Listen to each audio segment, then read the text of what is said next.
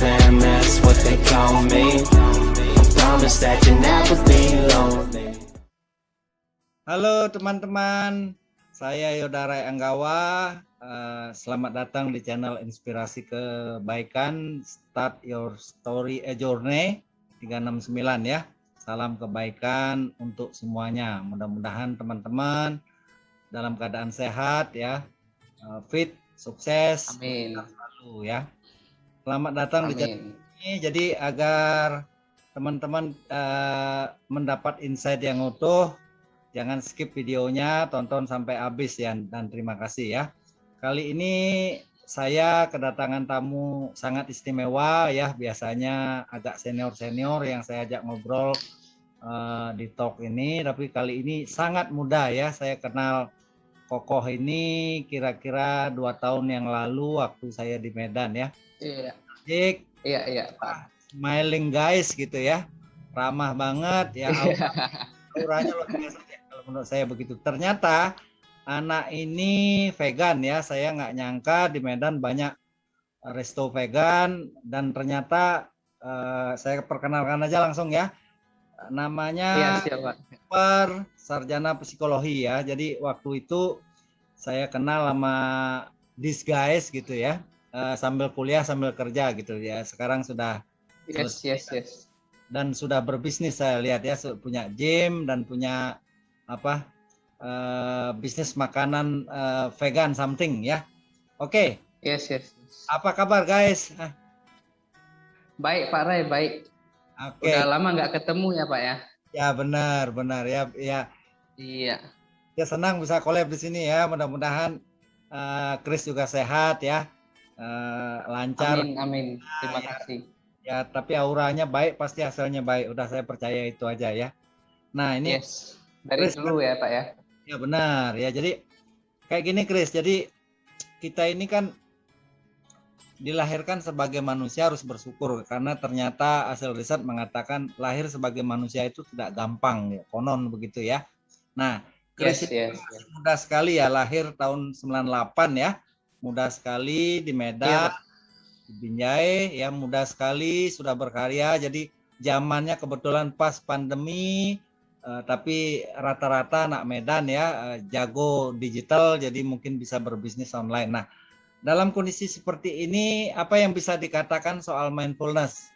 Mungkin Chris bisa bantu bercerita soal pengalaman vegan, pengalaman gimana caranya tetap membangun karma baik dan seterusnya, kira-kira seperti itu. Oke, siap Pak Ray. Sebelum kita mulai, terima kasih Pak atas kesempatannya bisa sharing di channelnya Pak Ray. Senang sekali bisa reuni kembali ya Pak ya. Bisa ngobrol kembali langsung di konten ini. Luar biasa. Tapi selama setahun belakangan kita kan dalam kondisi di masa pandemi ya Pak ya. Betul. Nah justru bagi Christopher di masa pandemi seperti ini 1 tahun belakangan, malah ini jadi kesempatan supaya kita bisa lebih mindful lagi dalam menjalani hidup. Karena kapan lagi Pak kita dipaksa untuk terkurung di dalam rumah gitu loh. Betul. Jadi kalau kita merasa terkurung di dalam rumah dan kita sengsara karena nggak bisa kemana-mana, lebih baik kita shifting mindset kita supaya ini waktu yang tepat untuk kita refleksi diri, karena di hari biasa kita selalu keluar rumah menuju kantor, kerja, ketemu orang, jadi sampai rumah kita udah malam ya Pak, udah kumpul sama keluarga, jadinya nggak ada waktu sama sekali untuk refleksi ke dalam diri kita, merefleksi ke dalam diri sebenarnya yang saya lakukan ini apa sih, dan apakah yang kita lakukan ini sesuai dengan prinsip hidup yang kita pegang, atau malah kita selama ini nggak punya prinsip hidup karena nggak ada waktu untuk memikirkan hal tersebut. Nah jadi 1 tahun belakangan ini malah bagi Christopher ini merupakan kesempatan yang sangat luar biasa untuk kita sebagai manusia diajak untuk berpikir ke dalam sebenarnya apa sih tujuan hidup kita, dan untuk apa sih kita ada di dunia ini. Masa kita di dunia ini cuma kerja, cari duit, happy sama orang, apakah itu hidup yang kita inginkan gitu loh. Jadi setelah 1 tahun belakangan ini ya Christopher lebih sadar bahwa selama ini kita sibuk cari uang, prospek segala macam ya Pak ya. Dan ada hal yang tidak sesuai dengan prinsip hidupnya Christopher. Makanya Christopher memutuskan untuk berhenti dari bidang tersebut Pak. Justru di masa pandemi ini kesempatan yang bagus sekali untuk kita refleksi diri, kita menentukan tujuan hidup kita itu sebenarnya apa sih, gitu loh Pak. Keren. Oke, iya. Lanjut. Kalau mengenai vegetarian Pak, kebetulan Christopher dari kecil ya Pak ya, dari umur 7 tahun itu udah sering diajak ke vihara Pak. Jadi kebetulan Chris Buddhis, keluarganya Buddhis, diajak untuk ke vihara dan dari sana udah rutin. Walaupun masih kecil kita nggak ngerti dengar ceramah ya Pak ya, tapi ketika kita diajak secara nggak sadar itu akan masuk ke dalam alam bawah sadarnya kita Pak. Jadi hal tersebutlah yang membangun fondasi dasar kita, spiritual kita untuk menghadapi dunia luar Pak. Tahu lah Pak ya, dunia luar itu sama dunia spiritual kan agak bertentangan ya Pak ya. Betul. Jadi ketika dasarnya sudah kuat, ya mudah-mudahan ketika kita menghadapi dunia luar kita sudah lebih siap. Nah, Chris juga kenal dunia vegetarian itu dari umur 7 tahun karena kebetulan neneknya Chris yang membesarkan Chris itu sudah ikrar vegetarian Pak. Jadi memang masaknya di rumah itu semuanya vegetarian dan karena kita keluarga kan broken home ya Pak ya. Kita dibesarkan nenek. Jadi ya apa yang dimasak nenek itu yang kita makan. Chris, saya tak potong sedikit. Jadi nenek kan vegan ya, jadi dirimu juga vegan. Ya. Mungkin vegan. Selama ini nggak ada tanda-tanda yang aneh atau barangkali atau semuanya baik-baik, sehat-sehat aja? Boleh cerita sedikit soal kehidupan keluarga barangkali dari sisi kesehatan, dari energi, frekuensi dan vibrasinya seperti apa kira-kira? Nah, kalau nenek sendiri Pak, kebetulan 2 tahun yang lalu sudah meninggal ya Pak. Tapi selama masa hidupnya nenek itu termasuk orang yang kuat banget, sehat banget. Walaupun usianya 81 tahun, pada saat itu dia masih bisa jalan-jalan jauh. Dan memang ada sedikit masalah lah, orang tua kakinya sakit segala macam. Tapi secara overall kondisi fisiknya itu baik Pak. Dan secara kehidupan bisa dibilang cukup bahagia sih Pak. Sip. Iya. Tapi ini Pak, poinnya ketika nenek sebelum meninggal itu nenek sempat mengalami sakit yang namanya kelenjar getah bening Pak. Nah tapi kalau menurut Chris, apakah itu karena gaya hidup? Bisa jadi. Tapi cara seseorang untuk meninggalkan dunia ini kan beda-beda ya Pak ya. Jadi kebetulan nenek caranya sakit seperti itu dan sakitnya mungkin 3-4 bulan sih Pak yang parahnya. Setelah itu sudah oke. Sudah sembuh total Pak. Sudah total. Ya. Apa ceritanya bagus. Oke. Ini sebelum lanjut kan saya ada saya kebetulan follow Dr. Adi W. Gunawan gitu ya. Ini iya. Quantum Life Transformation. Life Transformation ya. Jadi itu bagus benar yang saya baca. Jadi beliau belajar soal main teknologi dari perspektif barat dan menurut saya bagus banget gitu ya. Oke. Beliau udah bilang begini, ada God factor ya, di situ ada karma factor, terus ada juga human factor kan, ada seperti Chris tadi bilang mindsetnya di adjust gitu ya, di shifting ya. Terus ada juga do ya, soal action plan gitu, soal melakukan action aja. Apa yang Chris rasakan dengan formula sukses, terus memilih bisnis gym dan bisnis makanan gitu ya, suplemen kalau nggak salah ya, seperti itu. Boleh cerita kok Chris? Ya, benar Pak. Jadi sebenarnya dari kecil memang kita diajarkan untuk selalu jaga kesehatan, makanya kita hampir sekeluarga itu vegetarian, kecuali papa ya. Jadi kita dari kecil diajak untuk jaga kesehatan. Nenek itu tiap pagi olahraga Pak. Walaupun 15 menit itu olahraga, Dan itu secara nggak sadar kita juga jadi ikutan suka olahraga, Pak. Jadi memang dari kecil kita suka olahraga, dan sampai di SMP saya kan ditawarin MLM, Pak. Ditawarin MLM, dan kebetulan bidangnya itu juga kita jualan suplemen kesehatan. Jadi sebenarnya memang di bidang ini sekarang sudah cukup ibaratnya match sama masa lalu sih, Pak. Jadi dari kecil udah vegetarian, suka olahraga. Jadi ya ini sekarang suplemen yang kita jual juga vegan kan, Pak. Jadi ini berhubungan dengan kesehatan, berhubungan dengan olahraga. Jadi tapi proses untuk sampai ke bisnis yang sekarang kita jalanin itu kan nggak sebentar ya. Sempat belok ke dunia finance, ke dunia asuransi, tapi ya akhirnya kembali selaras dengan apa yang terjadi di masa lalu gitu loh, Pak. Oke. Nah ini Koko Chris kan sudah familiar dengan multi level marketing gitu ya. Ini kebetulan konsep channel ini kan mindfulness challenge gitu, kesadaran murni di mana energi, vibrasi, frekuensinya yang baik, mindfulness gitu. Kita coba pay it forward kan, coba multi level kan gitu kira-kira, sehingga menyebar kita mengubah dunia. Mulai dari tindakan sehari-hari. Nah, apa yang kira-kira Koko Chris bisa pay it forward kan, bisa multi level kan, sehingga selaras bisnis ya, agama, kebaikan, semuanya bisa nyambung sekaligus. Apa kira-kira yang Chris bisa sampaikan buat teman-teman muda? Menarik, Pak, menarik. Tapi yang Christopher lakukan sekarang adalah gimana kita jadi manusia itu bisa menjadi lebih baik setiap harinya di segala bidang, Pak. Di segala aspek kehidupan yang kita jalankan. Makanya Christopher memutuskan untuk menjadi vegan untuk sepenuhnya. Karena sebelumnya itu enggak. Sebelumnya itu ada makan daging, kalau teman ajak ya it's okay.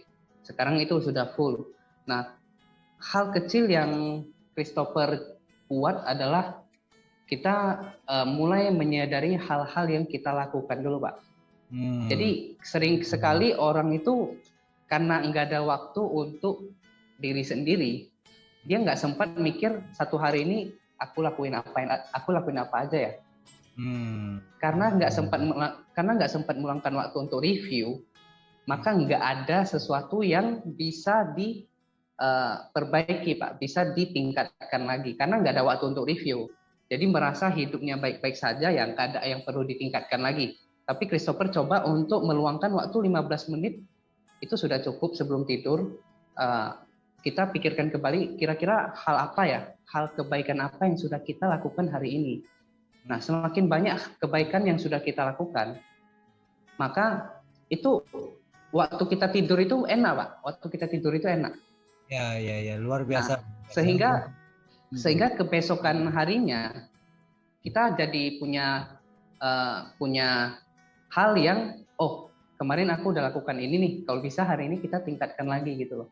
Nah, dimulai dari dimulai dari kita menahan egonya kita. Contoh pagi hari kalau kita sempat marah ya it's okay, udah lewat, yang penting kita sadarin itu. Kebanyakan orang marah tapi dia nggak sadar kan bahwa dia telah melukai orang lain, dia nggak sadar, besoknya dilakukan lagi, padahal hal tersebut nggak benar. Di luar orang itu memang salah kepada kita, tapi sekali lagi kita nggak bisa mengendalikan hal yang di luar diri kita.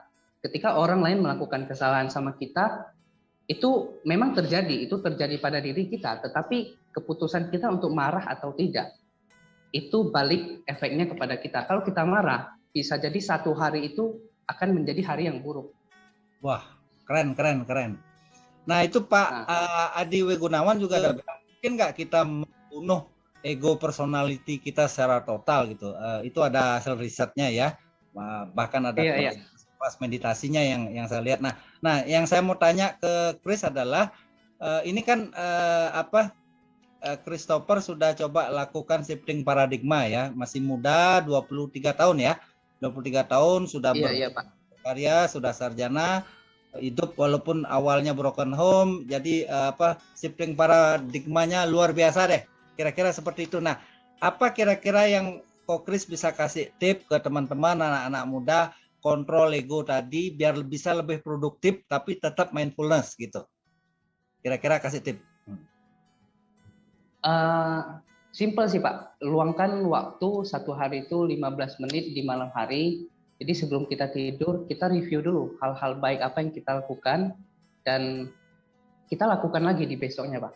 Wow. Nah, ini karena ini akan ibaratnya gini Pak, itu akan membentuk vibrasi positif dan vibrasi positif ini intinya adalah kita konsisten sih Pak. Ketika kita konsisten melakukan membentuk vibrasi positif ini akan menjadi efek bola salju Pak. Disiplin konsisten gitu kira-kira ya? Yes, benar. Disiplin konsisten, luangkan waktu untuk refleksi diri karena ini akan menjadi bola salju. Mungkin kita di hari pertama cuman ketemu satu hal yang baik Pak, karena kita belum terbiasa. Tapi di 1 minggu ke depan, 2 minggu ke depan, kita satu hari bisa menemukan 10 hal baik yang kita lakukan dalam sehari dan otomatis hidup kita akan makin bahagia sih Pak. Wah, keren. Ini percakapan dengan anak muda yang luar biasa ya. Mudah-mudahan bisa menginspirasi teman-teman yang lain. Barangkali ada lagi Ko Kris yang mau disampaikan. Mungkin channel ini ke depannya memang segmentasinya harusnya ke usia-usia seperti Ko Kris ya di seluruh Indonesia. Tapi sementara saya coba pancing dulu ya. Mudah-mudahan value ada, benefitnya ada. Apa kira-kira tambahan barangkali dari Ko Kris sebelum kita tutup? Ini terakhir, kita harus punya prinsip hidup yang kita pegang, kita harus punya nilai hidup yang kita pegang, sehingga apapun yang terjadi dalam hidup kita tetap berpegang pada prinsip itu terlepas dari betapa tergiurnya kita dengan hal-hal yang ditawarkan orang lain, karena sekarang kan zaman internet ya Pak ya, orang menunjukkan gaya hidup mewahnya, trading profitnya sehari dapat berapa, sehingga itu secara nggak sadar kalau kita lihat secara terus-menerus itu akan mempengaruhi alam bawah sadar kita dan kita pengen memiliki kehidupan tersebut. Padahal belum tentu itu hidup yang kita pengen sebelum kita meninggalkan dunia ini. Wah, keren.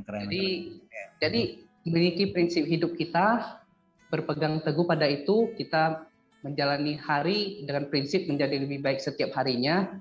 Kita dengarkan, kita nonton dan masukkan hal-hal positif seperti yang channel Pak Ray kembangkan ini, supaya kita ke depannya juga bisa memiliki hidup yang pasti akan lebih baik, karena prinsip hidup kita sudah berpegang teguh pada hal itu. Wah, keren, Ko Kris. Jadi tetap punya own style gitu ya. Ya jadi makna hidup ya. Jadi visi tujuan hidup itu tercapai juga, fulfill gitu ya. Oke, baik teman-teman. Benar. Ya luar biasa, terima kasih Ko Kris ya, sarjana psikologi ya, sudah paham. Thank you Pak Ray. Dan insight ya luar biasa banget. Jadi teman-teman, jadi jika mendapat benefit insight dari channel ini jangan lupa dukung ya. Dukung biar kami konsisten berkarya, boleh share, kasih komen ya. Jadi mudah-mudahan anak-anak muda segera bisa seperti Ko Kris ya. Republik Indonesia karakter building juga bisa jauh lebih baik gitu daripada saat ini kira-kira, karena 10 tahun ke depan akan ada lonjakan jumlah penduduk dan sangat kompetitif ke depannya. Mudah-mudahan semuanya bisa jauh lebih baik, jauh lebih mindfulness gitu ya. Salam, thank you semuanya, thank you Ko Kris ya. Mudah-mudahan sehat, lancar. Thank you Pak Ray. Ya. Nah, Amin. Amin. Saya akan tulis di setelah channel ini. Thank you ya. Thank you Ko Kris. Yep. Thank you Pak Ray. Sukses dan sehat selalu ya Pak. Sama-sama.